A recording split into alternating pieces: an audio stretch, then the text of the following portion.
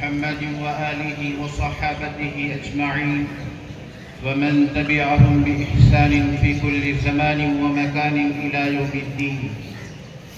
أما بعد فقد قال الله تبارك وتعالى في الفرقان المجيد والفرقان الحميد: أعوذ بالله من الشيطان الرجيم.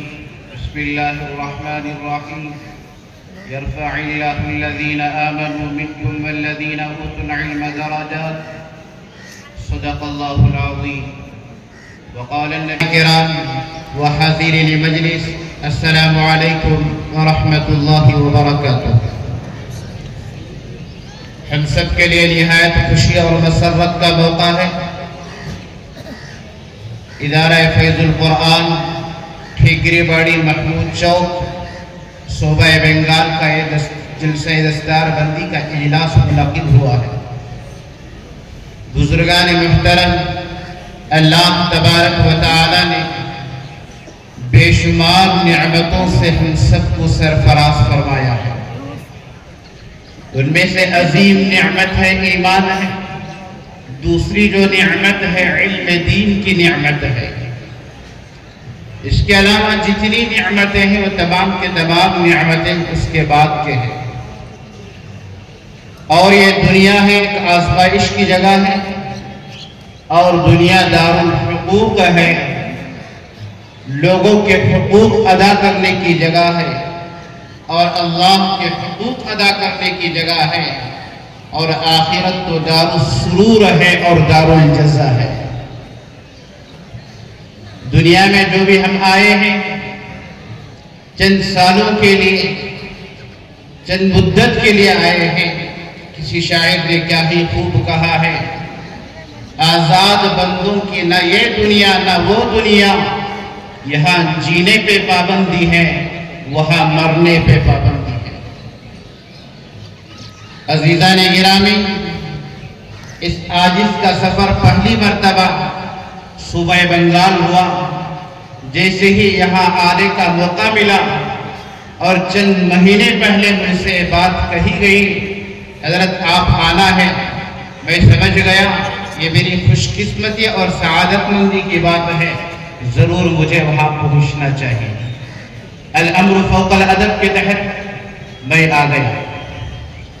بہرحال میرے عزیز دوستو، اللہ تبارک و تعالیٰ نے انسانوں کو بے شمار چیزوں سے سرفراز فرمایا ہے. ان میں سے عظیم نعمت ایمان کی ہے اور دوسری نعمت علم دین کی ہے. جتنے بھی فارغ ہونے والے ہیں 47 علماء کرام اور 42 حفاظ کرام، 43 حفاظ کرام، اللہ ان سب کو جزائے خیر عطا فرمائے. جہاں حضرت محتمین صاحب اس وادی غیر ذی زرع کے اندر علماء کی کھیتی کو اگایا، حفاظ کے کھیتی کو اگایا، آج ہمارے نظر میں معمولی سا نظر آ رہا ہے یہ منظر، لیکن میدان محشر میں جو ان کا مقام ہے، جو ان کا رتبہ ہے، اللہ اکبر کبیرہ. حافظ قرآن سے کہا جائے گا: اقرأ وارتقی یقال لصاحب القرآن، اقرأ وارتقی ورتل كما كنت ترتل في الدنيا فإن منزلك عند آخر آية تقرأوها. حافظ قرآن کے لیے فضیلت ہے. میدان محشر میں اس سے کہا جائے گا: قرآن کی ایک آیت پڑھتا جا، جنت کے درجوں پہ چڑھتا جا، چڑھتا جا، چڑھتا جا. کسی ڈاکٹر کے لیے فضیلت نہیں ہے، کسی انجینئر کے لیے فضیلت نہیں ہے، کسی سائنٹسٹ کے لیے فضیلت نہیں ہے، کسی اور کے لیے فضیلت نہیں ہے. فضیلت ہے تو صرف اور صرف حافظ قرآن کے لیے فضیلت ہے. وَلِكُلِّ دَرَجَاتٌ مِّمَّا عَمِلُوا. ایسے تو اعمال کرنے والوں کے لیے بے شمار درجات ہیں.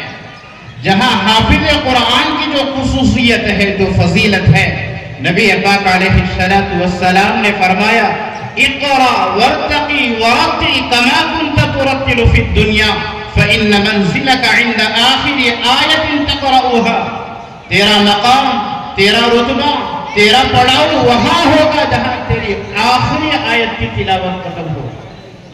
قرآن کب ختم ہوتا ہے؟ قرآن تو کبھی بھی ختم نہیں ہوتا ہے۔ حضرات علماء نے لکھا ہے اساتذہ جب قل اعوذ برب الناس ختم کرواتے ہیں فوراً پھر سورہ بقرہ سے شروع کرتے ہیں، پھر قرآن شروع ہو جاتا ہے۔ لیکن 6666 آیتیں اور اتنے درجہ، اتنا ہونے کے بعد پھر مزید پڑھا جائے گا، مزید اس کے درجات بلند ہوتے جائیں گے۔ کسی ڈاکٹر کے لیے فضیلت نہیں ہے تو انجیکشن لگاتا جا، انجیکشن لگاتا جا۔ کسی میڈیکل والے کے لیے فضیلت نہیں ہے، ایک ایک دوائی دیتا جا اور جنت کے درجوں پر چڑھتا جا۔ یہ معمولی اعزاز نہیں ہے۔ اور اس دھرتی پہ سب سے زیادہ بہترین آدمی وہ ہے جو خیرکم من تعلم القرآن وعلم، علم دین کو سیکھے، قرآن کو سیکھے اور دوسروں کو سکھائے۔ قرآن کے کئی حقوق ہیں، ان میں سے پہلا حق اس کے اوپر ایمان لے کر۔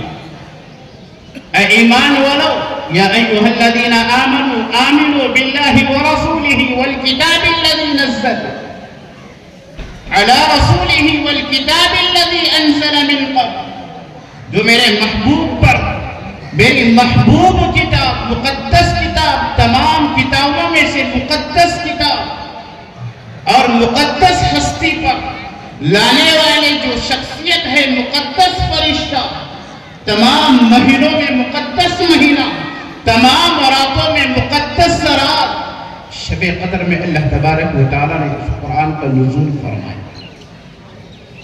سب سے پہلا حق ہے اس کے اوپر ایمان لے کر آئے۔